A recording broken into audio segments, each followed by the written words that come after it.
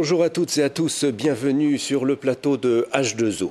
La communauté scientifique tire la sonnette d'alarme depuis plusieurs décennies déjà, mais ce n'est que depuis une dizaine d'années que le public et une bonne partie du pouvoir politique ont pris conscience de la réalité du réchauffement climatique global et de ses conséquences déjà visibles, comme par exemple la fonte des glaces polaires. L'un des facteurs responsables de l'augmentation des températures moyennes à la surface du globe est l'émission dans l'atmosphère, à partir de la révolution industrielle de 1850, d'une quantité colossale de gaz à effet de serre, en particulier de gaz carbonique, plus connu sous sa notation chimique CO2. Dans ce numéro de H2O, nous reviendrons sur le mécanisme de l'effet de serre et nous apprendrons que les scientifiques cherchent des solutions à deux problèmes connexes au réchauffement climatique. Je veux parler d'une part de la disparition progressive des énergies fossiles, pétrole, charbon, gaz, d'où l'obligation pour notre civilisation de mettre au point des énergies de remplacement, et d'autre part, afin d'éviter un emballement climatique catastrophique au cours du XXIe siècle, de la nécessité d'inventer des procédés techniques qui limiteraient les rejets de CO2 lors de l'utilisation des énergies fossiles. Car pour le moment, nous ne sommes pas en mesure de nous en passer. Une de ces pistes est le captage du CO2 à la source de son émission, puis son stockage sous terre dans des roches géologiques bien identifiées. Mais revenons sur cette interrogation. Qu'est-ce que l'effet de serre ? Pour répondre à mes questions aujourd'hui, Didier Bonijoli, vous êtes coordinateur recherche et développement CO2 au Bureau de recherche géologique et minière, le BRGM, basé à Orléans-la-Source. Merci, monsieur, de votre présence sur ce plateau. Alors, revenons donc un moment sur l'effet de serre. C'est une sorte de bouclier qui protège la Terre ? Oui, exactement. L'effet de serre, en fait, est lié à la composition de l'atmosphère qui retient le rayonnement des infrarouges et qui augmente qui permet de maintenir une température favorable sur la Terre. Alors, nous allons précisément voir quelques schémas qui vont bien nous expliquer. Donc, dans le premier cas, la chaleur du Soleil n'est pas retenue par l'atmosphère et la température est extrêmement basse à la surface de la Terre. La deuxième figure présente les conditions actuelles de la vie sur Terre. Une partie de la chaleur est retenue dans l'atmosphère. La température est en moyenne de plus 15 degrés centigrades. Et enfin la troisième, ce qui est en train de se passer. Donc en bas de votre écran, une plus grande quantité de chaleur est piégée. La régulation thermique est déséquilibrée et c'est ce que nous commençons à connaître, le réchauffement climatique. Alors avant de parler de la possibilité d'empêcher ce CO2 de rejoindre l'atmosphère, il faut, semble-t-il, préciser, Didier Bonijoli, quel pourrait être le bouquet énergétique du XXIe siècle, parce que justement on ne peut pas se passer des énergies fossiles émettrices de ce CO2. Oui, bien sûr. Tout le problème du monde aujourd'hui est de pouvoir subvenir à ses besoins et donc d'augmenter son niveau de vie. Et ceci est lié évidemment à la consommation d'énergie. Aujourd'hui, nous connaissons une civilisation qui est essentiellement basée sur la combustion des énergies fossiles, qui sont certainement les énergies les plus consommatrices, les plus productrices de CO2. Ouais, avec un retour en force du charbon. Absolument, puisque on peut imaginer qu'à la vitesse où on consomme le pétrole et le gaz, aujourd'hui on épuisera assez rapidement les réserves de ces deux sources d'énergie et que l'on sera obligé de consommer le charbon qui, lui, est à disposition et présente des réserves énormes au niveau mondial. Alors, ce n'est pas sans poser de problème, et on va voir un graphique tout de suite à l'écran que vous allez nous commenter sur l'évolution des ressources naturelles et précisément le taux de CO2 dans l'atmosphère. Schéma que voici. Voilà, donc en fait sur ce schéma, vous voyez une relation entre les trois courbes vertes, bleues et rouges qui sont pour le vert le pétrole, pour le bleu le gaz et pour le rouge le charbon, et puis l'augmentation de la température moyenne mondiale qui est donc voilà qui démarre à plat et qui augmente très fortement et qui est nettement corrélée avec la consommation des énergies fossiles. Oui, mais alors comment le captage du CO2 peut-il contribuer précisément à la limitation de cette augmentation de l'effet de serre ? Alors, très clairement, le CO2 est un produit qui est issu de la combustion des énergies.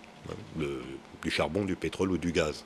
Et donc toute la question est de savoir si l'on est capable, à des coûts économiques et en toute garantie de sécurité, de capter ce CO2 et puis de le stocker dans le sous-sol. Alors précisément cette séquestration géologique, venons-en, donc c'est un système qu'on est en train de mettre au point.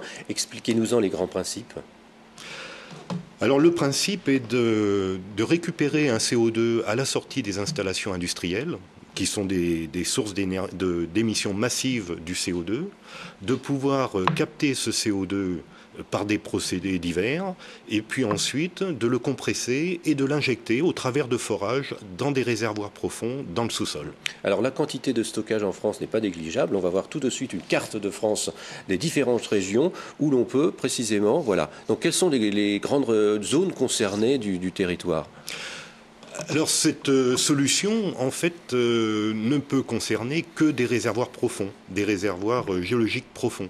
Et ces réservoirs, on les trouve en fait dans les bassins sédimentaires français. Donc on voit dans le carré orange en haut le bassin de Paris, qui est un bassin important, d'une structure relativement simple, qui présente des conditions tout à fait favorables pour le stockage de CO2. Mais il y a également le bassin aquitain et le bassin du sud-est. Alors précisément, revenons sur ce bassin parisien qui comprend également l'Île-de-France, avec une animation en coupe, et on va s'arrêter précisément au niveau d'Orléans, et on va voir dans quelle couche vous allez précisément stocker ce carbone. Alors vous voyez ici la structure du bassin de Paris, c'est ce que nous avons sous nos pieds, avec différentes couches qui sont en fait identifiées sur cette coupe et qui correspondent à différents aquifères.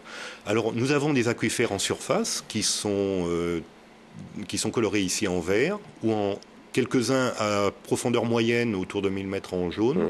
Et puis nous avons la chance ici d'avoir deux aquifères profonds qui sont marqués ici en bleu et en orange, qui sont donc les aquifères du Dogger et du Trias, ce sont les termes géologiques, et qui sont constitués d'une eau, c'est une roche poreuse constituée d'une eau salée non potable. Voilà, donc impropre à la consommation. Donc ce sont bien dans ces couches que vous allez injecter le CO2. Vous nous avez proprement apporté sur le plateau à quoi ressemble un aquifère, parce que ce n'est pas une poche finalement comme on pourrait l'imaginer, une poche d'eau salée, mais c'est finalement une roche poreuse. Absolument. Dans le sous-sol, nous n'avons pas que des roches compactes qui sont sans espace. Nous avons également des formations plus gréseuses, des formations plus perméables, comme celle-ci, voilà, qui sont en fait constituées de grains de sable. Donc parfois plus ou moins cimenté. Vous allez nous faire une petite expérience pour qu'on comprenne bien. Voilà. Et en fait, un aquifère, qu'est-ce que c'est ? C'est une roche avec des interstices et qui est remplie d'eau. Et vous voyez que si l'on remplit cette formation d'eau, voilà, on ne change absolument pas le volume de la roche. Oui. Mais on fait simplement que remplacer l'air de cet échantillon par de l'eau. Voilà. Donc, on a cette roche, cet aquifère formé par ces roches poreuses, et donc on va injecter le gaz carbonique. Et qu'est-ce qui se passe à ce moment-là ? Est-ce qu'il se dissout ensuite ? Alors, le principe est effectivement de repousser cette eau que nous avons dans cette roche et de la remplacer par le CO2. Alors nous allons voir une animation, si vous le voulez bien tout de suite. Vous allez donc nous expliquer ce procédé. Qu'est-ce que l'on voit à l'écran ? Voilà, alors le principe au départ, c'est d'injecter ce CO2. Le CO2 est illustré ici par ces petites bulles. Et ce que vous avez pu voir, c'est qu'en fait, le devenir du CO2 dans un aquifère profond, c'est de disparaître et de se dissoudre dans l'eau. Donc il y a de moins en moins de risques et il se solidifie au bout d'un moment. Alors, à très long terme, et si les conditions chimiques du milieu sont favorables, il peut effectivement se transformer en calcaire. Mais est-ce qu'il n'y a pas des risques à ce stockage de CO2 ? Alors, en fait, les risques sont liés au temps. Et très clairement, le risque ne persistera sur le stockage de CO2 que lorsque le CO2 sera sous forme gazeuse, enfin sous forme supercritique. Et lorsqu'il sera dissous, on aura atteint les conditions de sécurité maximales. Ouais. Alors je crois qu'il y a un projet dans le Loiret, plus précisément à Artenay. De quoi s'agit-il ? Alors en fait, à Artenay, c'est une voie un peu plus originale que de capturer le CO2 à la sortie d'unités de combustion utilisant des énergies fossiles, mais ce serait d'étudier une nouvelle voie qui consisterait à récupérer le CO2 qui serait issu de la combustion de biocarburants et de stocker ce CO2 dans des réservoirs profonds dans la région d'Artenay. Alors, pourquoi les biocarburants? Cette filière captage et stockage du CO2 associé au biocarburant, c'est que les plantes pompent le CO2 de l'atmosphère pour se construire leur architecture. Et donc en brûlant, en utilisant cette masse végétale et en récupérant le CO2 et en l'injectant dans le sous-sol, ce que l'on ferait en fait, c'est de l'épuration de l'atmosphère. Oui, en reprenant donc les betteraves. Alors, essentiellement les betteraves. Voilà, ce serait une voie tout à fait intéressante qui pourrait permettre de diversifier les débouchés pour la betterave de Beauce. Alors, est-ce que le stockage du CO2 ne risque pas de freiner le développement de nouveaux types d'énergie, voire de nouveaux types de procédés de protection de l'environnement ?